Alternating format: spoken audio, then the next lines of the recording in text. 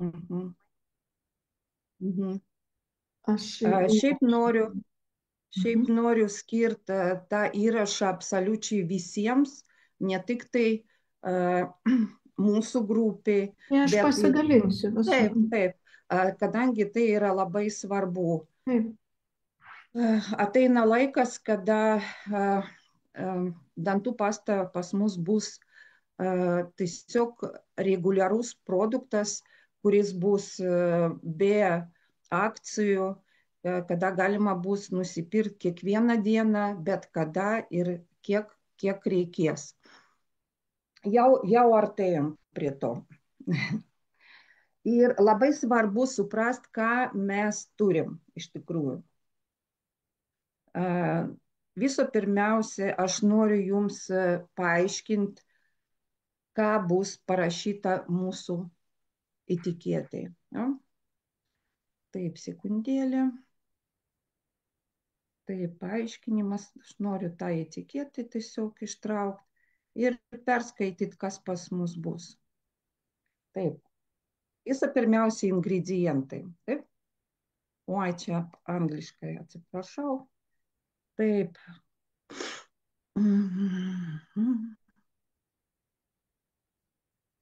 Taip, natūralus. Taip, taip, taip. Ingredientų paaiškinimai aplamai, kas įeina į mūsų dantų pastą. Visa pirmiausia, tai yra plantaricinas A. Plantaricinas A. Kitaip jis vadinasi bakteriacinas. Paaiškinsiu paskui, kas tai yra. Blaetilla striata šaknų ekstraktas. Tai yra augalinis ekstraktas iš orchidėjinių šeimos šaknų. Taip pat obuolių malus domestika. Malus domestika mes jau žinom, kas tai yra.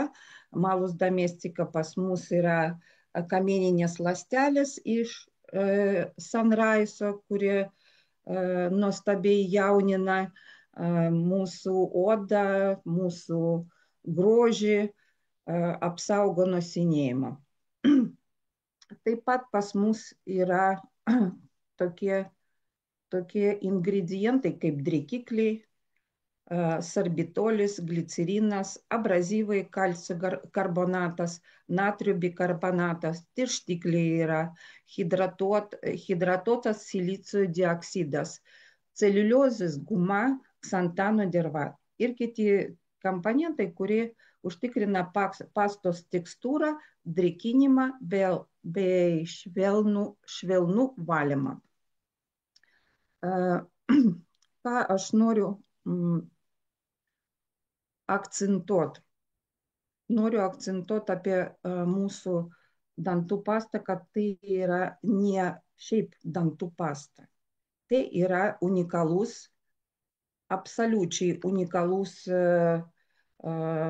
gaminys, tai yra pirmoji dantų pasta, kuri sukurta ne tik švariai palaikyti mūsų burnos erdvę, bet ir subalansuot mikrobiomą, kuris gyvena pas mus burnoje. Jūs turbūt žinot, kad burnoje pas mus irgi yra ir gerų bakterijų, ir blogųjų bakterijų. Jeigu mes nepalaikysim švaros, tai blogi berniukai pradeda ten pas mus daryt revoliuciją, tai blogas burnos kvapas, tai yra dantenų uždegimai, tai yra visokių nemalonų dalykų, dėl kurios paskui reikia eiti pas dantistą. Ir šiaip neužtenka tiesiog valyti dantis su paprasta dantų pasta. Neužtenka naudot siūlos, neužtenka skalaut burną, dėl to, kad mūsų mikrobiomas tiesiog ten sako, padėkit mums, labai, labai padėkit, mums labai sunku, jūs valgot visokių nesąmonių, jūs valgot cukraus daug, jūs neprižiūrit savo burną taip, kaip to reikia. kodėl tas mikrobiomas taip nuliūdis? Dėl to, kad jisai žino, kad mūsų virškinimas prasideda kur? Burnoje. Taip? Pirmas žingsnis, kada maistas atsiranda pas mus mūsų kūne, tai yra burna.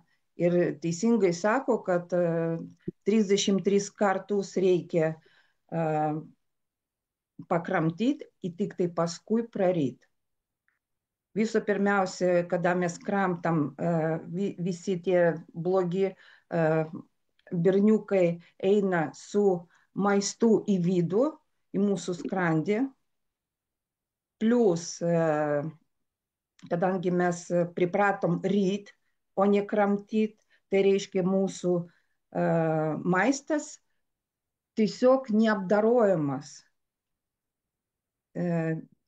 Tas pirmas etapas, kuris turi būti virškinimo, tiesiog neegzistuoja. Ir tas maistas, kada atsiranda mūsų skrandį, jis pradeda tiesiog pūt. Kodėl taip pat atsitinka? Dėl to, kad dantį neskauda, ne visi dantys yra, ir aplamai daug problemų, ten visokių ten randukų būna burnoj, kas mums, iš tikrųjų, nepadeda virškinti maistą. Tai va, tai mūsų dantų pasta iš tikrųjų yra unikali. Kodėl? Dėl to, kad visų pirmiausia, jeigu kalbėt apie burnos sveikatą, itin svarbu, kad terpė nebūtų ne per rūgšti, ne per šarminė. Normalos burnos pH svyruoja tarp 6,2 ir 7,6. Mūsų ProBioD dantų pasta turi pH 6,1, kuris yra labai arti natūralaus lygio. Kodėl tai yra svarbu? Esant per rūgščiai terpiai, tai reiškia, kad mažiau negu 5,5 pH vyksta emalio demineralizacija. Dantis pradeda irti. Per šarminį terpę, kada daugiau negu 8, gali skatinti akmenų formavimą. Dėl to pas mus ir formuojasi akmenukai, kurie paskui reikia eiti pas dantistą, reikia daryti higieną. O tai yra irgi ir pinigai, ir nemalonumas. Taigi, būtent mūsų dantų pasta iš nedaugelių dantų pastų pasaulyje būtent balansuoja optimaliai. Tai jūs turit atsiminti, kad mūsų ProBioD dantų pasta turi pH 6,1. Burnos pH svyruoja irgi nuo 6,2 iki 7,6. Taip pat labai svarbu, pagal visus tyrimus, kurie padaryti laboratorijai, kas patvirtina jau iš dalies ES tam tikrą tarnybą, kad pastoj nėra švinoj, gyvsidabrio, arseno ir kadmio. Visi rezultatai atitinka normą. Faktas, net maži šių metalų kiekiai gali sukelti neurologinius, inkstų ar imuninės sistemos sutrikimus. ProBioD čia visiškai saugi. Kas liečia mikrobiologinis grinumą, tyrimus, analizė patvirtina, kad nėra mikroorganizmų, kurie tokių kaip kandida, kaip pseudomonas aeruginos ir dar visokių nemalonių dalykų, bet iš tikrųjų mūsų dantų pasta labai, labai švari. Kodėl tai yra svarbu? Kadangi šios bakterijos į grybelį burnoje dažnai sukelia gingivitą, stomatitą ir net sisteminės infekcijas, probiote garantuoja, kad į burną nepatenka nieko kenksminga. Šiaip tai jeigu kalbėt apie visą tą bendrą filosofiją produktų sukūrimo,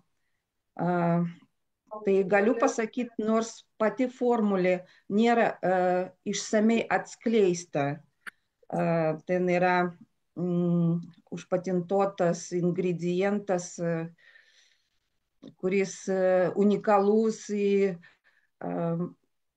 labai labai retai naudojamas dantų pastai, bet pagrindinė idėja nenaikinti visas bakterijas, kaip dažnai būna, taip, antibakterinė pasta labai dažnai rašo, kad kuri naikina bakterijos, pas mus atvirkščiai. Mūsų dantų pasta palaiko natūrali, atsiprašau, mikrofloros pusiausvyrą. Per daug šiandien šnekėjau, jau pinasi liežuvis. Moksliniai tyrimai rodo, kad burnos probiotikai, kad burnos probiotikų produktas, kuris pas mus dantų pastai, gali mažinti dantų uždegimą, slapinti blogą kvapą ir apsaugoti nuo dantų ėduonies. Toliau. Dabar aš labai noriu jūs susipažinti su tų paslaptingų ingredientų, kadangi labai dažnai ir matau, kaip rašoma, kad probiote dantų pasta su probiotikais, kad tai yra probiotinė dantų pasta. Noriu atkreipti jūsų dėmesį, kad dantų pastui nėra probiotika. Niekur ten neparašyta. Niekur absoliučiai, kad yra probiotika. Kas pas mus yra? Pas mus yra dantų pastoj toks įdomus ingredientas, kuris vadinasi plantaricin. Taip? Kas tai yra? Plantaricin tai yra bakteriacinas, kuri gamina pieno produktų kilmės lactobacillus plantarum paderme. Tai vadinasi lantibiotikas. Yra antibiotikai, o čia lantibiotikas. Reikia suprasti, kad tai yra ne probiotikas, tai yra peptidas. Kas tai yra peptidas? Peptidas tai yra tam tikrų aminorūgščių junginys. Mūsų atveju plantaricinas turi 27 aminorūgščių junginių. Tie junginiai labai įdomus, ta struktūra labai įdomi, kadangi susideda iš 2 dalių. Pirmąją sudaro 6 galalekanos, iš kurių 4 yra lizinai. Gal girdėjot tokį lizinas, aminorūgšties. O kita atkarpa, kitas legionas, tai yra beta-metilantionai. Kodėl aš apie tai kalbu dabar? Jūs turite suprasti, kad tai yra ne probiotikas. Kažkada labai įdomi buvo tokia, kalbėjau su vienu tokia sveikolė, taip, kuri nevartoja jokių produktų su su probiotikais, su fermentinius kažkokius ten duonos, su fermentais, su tais, kaip jie vadinasi, drožžiai. Ir ji man kažkada pasakė, vat man kažkaip užstrigo galvoje, bet tas pasakymas buvo labai tikslus ir bet bjaurus. Ji man pasakė, Natalija, aš nenoriu vartoti tokius produktus, aš nevalgau. Dėl to, kad tu turi suprast, mikrobai sisioja į kakoją. Ir tą, ką jį išsisioja iškakoja, deda į doną, nu, mes geriam ten fermentuotus gėrimus, tai va čia ir yra bėda. Nu, aš tada pagalvoju, nu, visokių žmonių yra, visokių reikia, bet ji buvo teisi. Ta prasme, kad pas mus būtent lactobacillus plantarumą medžiaga, kuri tas probiotikas pagamino. Bet aš geriau noriu kitaip paaiškinti, kas tai yra. Čia yra nesisiojimas, įkakojimas. Vat įsivaizduokit vištą. Taip, višta tai yra gerai. Nu, višta ką mums duoda? Kiaušinius. Tai yra irgi geras, sveikas produktas. Tai va, dabar jūs turit suprast, kad višta tai yra probiotikas, tai yra lactobacillus plantarum, kurio nėra dantų pastoj. A yra pas mus kiaušiniai. Tai yra vištos produktas. Plantaracin, kitaip galima pavadinti bakteriacinas, kitaip galima pavadinti peptidas. Nu, aš tikiuosi, kad jūs dabar supratot, kad mes probio D dantų pastą negalim vadinti dantų pastą su probiotikai, kadangi ten vietoj vištos yra kiaušiniai. Ar supratot? Supratot turbūt. Toliau. Reikia dar suprast vieną dalyką, kas iš esmės tai yra peptidas, kam jis reikalingas ir ką jisai daro. Yra labai, to aš jums, yra tokia National Institute of Health, yra toks puslapis, kurį jūs galit užeiti ir pažiūrėti. Ten labai daug mokslinių straipsnių ir vienas iš tų straipsnių yra apie plantariciną. Ir labai, labai trumpai aš jums tiesiog perskaitysiu, kas ten rašo. Sekundėlę.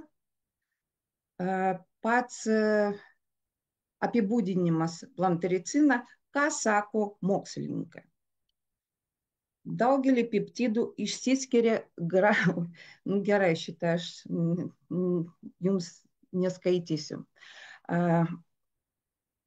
Būtent peptidai ir plantaricinas, apie kurio mes šiandien kalbam, turi antimikrobinių savybių ir vadinasi bakteriacinas. Įprasta bakterijų rūšis, gaminančios bakteriacinus, vadinama pieno rūgšties bakterijomis. Šiais laikais ypatinga dėmesį sulaukti plantaricinas, natūralus antimikrobinis peptidas, kurios gamina lactobacillus plantarum paderme. Plantarum ir jų bakteriacinai įgijo didelį reikšmė įvairiuose srityse, kaip maisto biokonservantai ir arba kaip ingredientai pieno produktuose, raugintos pieno produkcija. Taip pat dabar plantaricinas naudojasi mėsos produktuose, nu, bet aišku, kad ne pas mus. Taip pat buvo naudojamas plantaricinas patogeninių bakterijų sukeltoms ligoms gydyti. Pavyzdžiui, mažinant dirgliosios žarnyno sindromą. Jūs turbūt žinot, kas tai yra. Tai jeigu netyčia jūs prarysit tą dantų pastą, kuri labai švelni ir skani, tai žinokit, galbūt jeigu daeis iki žarnyno, gal ten kažką gerai padarys jums. Taip pat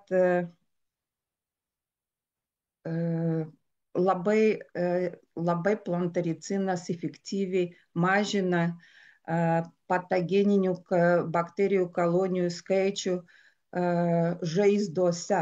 Aš nesakau jums, kad reikia dantų pastą tepti ant žaizdų, bet jūs turėkite omeny.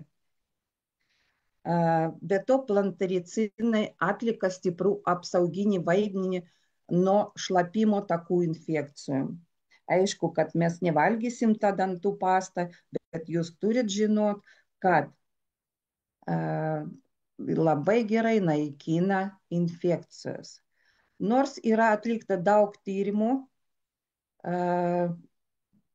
bakteriacinų rūšis, jų gryninimą į panaudojimą, kol kas literatūroje nėra labai daug pranešimų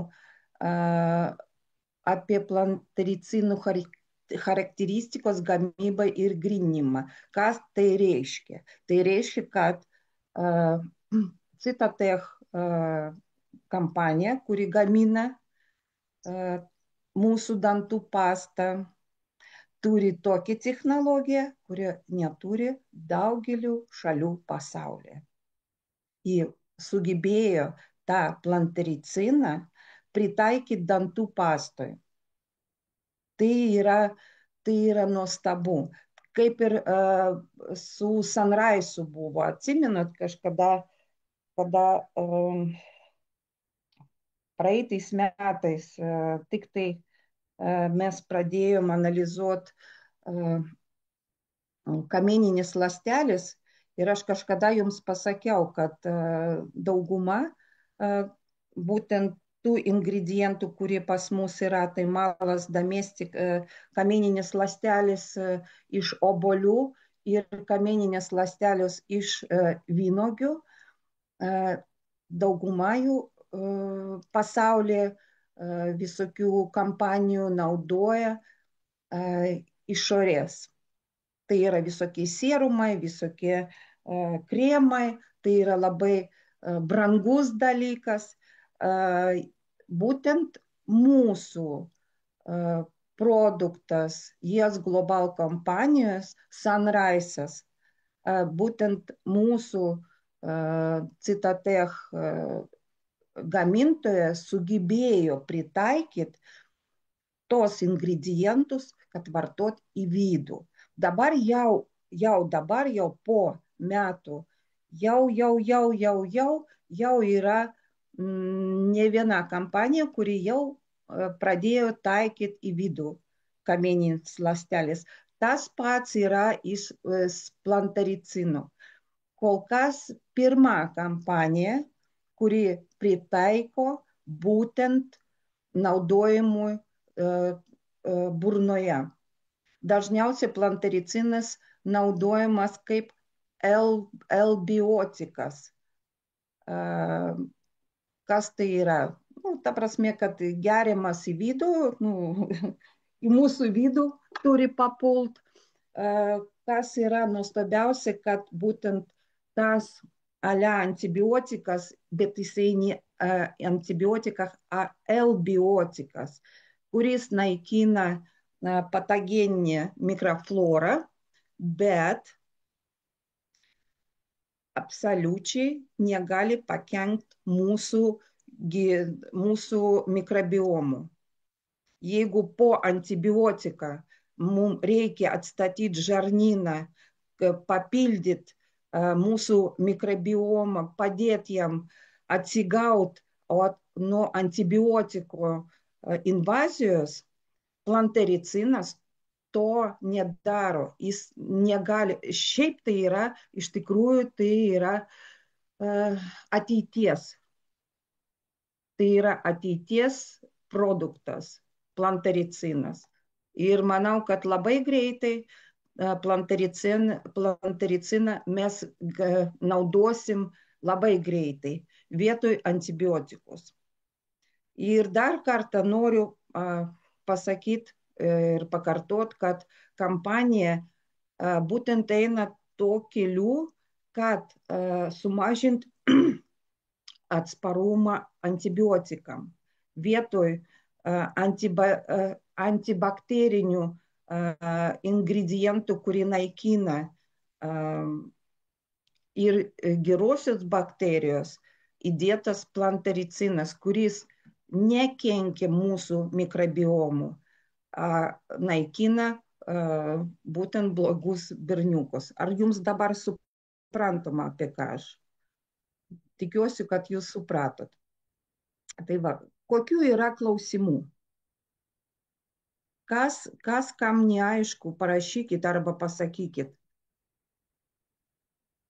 Viskas aišku. Kaip dėl vartojimo vaikam? Ar galima vartoti? Ir kokio amžiaus? Taip, galima. Galima, kadangi Nuo pas kiek mus metų? nuo 3, nuo 4. Šiaip tai mūsų dantų pastoj, kuri bus skirta Europai, bus sumažintas kiekis tų ingredientų, kurie gali būti kaip alergenai. Ta prasme, kad tai bus švelni pasta, kuri tinka ir jautriem dantiem. Dar vienas klausimas, Natalija. O Mhm. dėl fluoro, ar yra fluoro? Nėra. Nėra. Nėra. Čia yra klausimas, koks ingredientas naudojamas pastoje, kad putotų. Gerai, to aš jums tada dar kartą perskaitysiu tuos ingredientus ir pasakysiu tada. Čia ne vienas ingredientas yra. Taip. Techninis aprašas.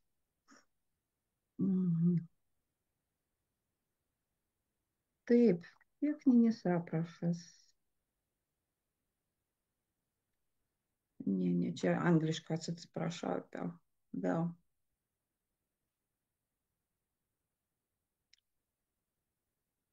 Sakau, gal galėsi, Natalija, atsiųsti tą aprašą? Ką? Aprašą gal galėsi atsiųsti? Jo. Tarp kitko, pas mane yra irgi labai įdomus toks dalykas, kad kadangi pas mus yra, tarp kitko, apie putojimą, aš jums atsakysiu į tą klausimą, tiesiog labai daug čia informacijos. Žiūrėkit, yra dar vienas ingredientas, kažkodėl aš pamiršau paminėti, papasakot, kas tai yra bletilла striata ekstraktas. Kas tai yra? Tai yra augalinis kilmės ekstraktas, ten parašyta, gaunamas iš orchidėjų šeimos augalo šaknies. Ir būtent iš šaknies tas ekstraktas yra pats vertingiausias. Ta prasme, kad labai svarbu, iš kokio augalo dalies pagamintas ekstraktas. Tai mūsų būtent ta, sakysim taip, orchidėjos šaknis, iš orchidėjos šaknies tas ekstraktas pagamintas. Šis ingredientas naudojamas labai dažnai dėl savo raminančių, drikinančių ir kondicionuojančių savybių, ypač formulėse skirtose jautrioms zonoms, įskaitant ir burnos gleivinę. Tai būtent dėl to ekstraktą mūsų pastą galima pasakyti ir bus parašyta, kad jį galima naudoti ir jautriems dantims. Taip pat aš noriu pabrėžti, kad tai yra ne vaistinė medžiaga, čia yra ne biocidas, bet bet labai stiprus terapinis tikslas yra.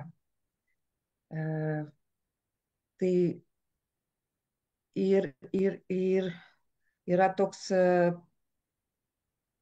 patvirtinimas, kad būtent šitas ingredientas patvirtintas Europos parlamentui dėl kosmetikos gaminių ir jisai labai saugus. Taip pat mikrobiologiniai tyrimai parodė, kad iš tikrųjų tai yra labai aukštos kokybės pas mus ingredientas. Čia kas liečia būtent šito ingrediento. Taip, kažkur pas mane buvo dar. Taip, stabilumo ataskaitos, techninis aprašas. Tai va, ingredientų paaiškinimą. Tai plantericinas mes jau išsiaiškinom, kas tai yra. Tai yra natūralus peptidas išgaunamas iš pieno rūgšties bakterijos. Veikia kaip natūralus antibakterinis agentas, padeda palaikyti burnos higieną ir mikrobiomą, neslapina naudingų bakterijų. Tai yra ne probiotikas, o jų gaminamas natūralus junginys. Apie bletilą striatą šaknų ekstraktą mes jau pakalbėjom, kad čia yra priešuždegiminė raminamoji savybė turi. Padeda saugoti dantenas. Kas liečia obuolių vaisių ekstraktą, tai yra malus domestic, tai yra natūralus antioksidantas, padeda stiprinti dantenas ir burnos gleivinę, saugo nuo žalingų aplinkos poveikių. Toliau kiti ingredientai: drykikliai, sorbitolas, glicerinas, abrazyvai, tirštikliai, ksantano dirva ir kiti komponentai. Kas liečia putojimą, tai putojimą duoda būtent tirštikliai, ksantano dirva. Čia yra ksantano dirva, galbūt jūs žinot, kas tai yra. Tai yra iš mikrodumblių, ekstraktas mikrodumblių, ksantano dirva. Tai yra labai toks saugus tirštiklis, pavyzdžiui, ką jis tirština, visokius maisto produktus, kečupą labai dažnai, sveikolišką kečupą vietoj krachmolo deda ksantano dervą ir visokius padažus. Azijoje naudoja labai dažnai tirštiklis sriubos. Kas buvo Azijoje, turbūt žinot, kad labai daug sriubų yra tokių kaip kiselius. Pas mus naudoja krakmolo, ten ksantano derva. Tai va, taip. Tai supratot, kas putoja pas mus. Labai mažai reikia iš tikrųjų tos dantų pastos, poveikis labai malonus, netgi pradeda tas švarumas taip su liežuviu duoda netgi tokią garsą. Tik jaučiu visada, kad iš tikrųjų tai jau švaru ir gražu. Kokių dar yra klausimų? Klausimėlių. Ar mes turim klausimėlių? Neturite, ja? Maždaug supratot, ką reikia, kaip reikia parduoti dantų pastą, į ką reikia atkreipti dėmesio. Kad čia nėra jokios medžiagos, kuri naikina absoliučiai visus bakterijos. Natalija, dar vienas klausimas. Tai gerai, kad fluoro nėra? Ar kaip? Tai aišku, kad gerai. Nereikia to fluoro. Pas mus viso pirmiausia fluoras tai yra alergenas dabar skaitosi. Fluoro perteklių pas mus tiek daug. Mūsų vanduo irgi turi fluoro. Labai daug mineralinių vandenų visokių su fluoru jų tikrai nereikia. Jūs žinot, kam reikalingas fluoras? Žinotgi turbūt. Čia yra esmė ta, kad natūraliai mūsų mikroflora burnoj vėlgi daro savo darbą, kurį turi daryti iš prigimties. Kadangi vis tiek mes ne kūdikiai, čia pas kūdikių yra viskas tvarkoj, bet su amžium pas mus viskas keičiasi, mūsų organizmas pilnas visokių nesąmonių, plastiko, kukurūzų modifikuotų, sunku patikėti, čia šiukšliadėžė, ne mūsų organizmas. Ir kažkaip su to reikia susidarot. Kas tą darbą daro? Ne mesgi, mikroflora daro. Tai va, tai viena mikroflora yra žarnyne, kita mikroflora yra burnoj, kita mikroflora pas mus yra tai mūsų oda. Jūs turbūt žinot, kad negalima plaut kūną su antiseptikais.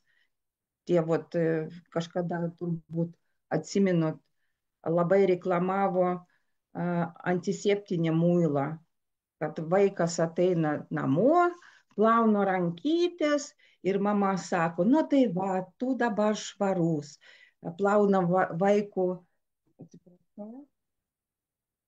Plauna vaikas su baktericidiniu muilu ir naikina visą apsaugą, odos apsaugą. Nieko gero nėra. Tas pats ir su dantų pasta. Ten, kur yra antibakterinė, tai žinokit, kad čia nereikia to naudoti. Dėl to, kad naikina visos bakterijos. Tai va, tai mūsų dantų pasta palaiko mūsų mikroflorą. Ir tai yra labai gerai. Kokių dar klausimų yra? Tai man atrodo, apie dantų pastą užteks ir gal mes pasidarom atskirą įrašą, nes realiai vos valandą laiko. Taip. Tai tada stabdau įrašą.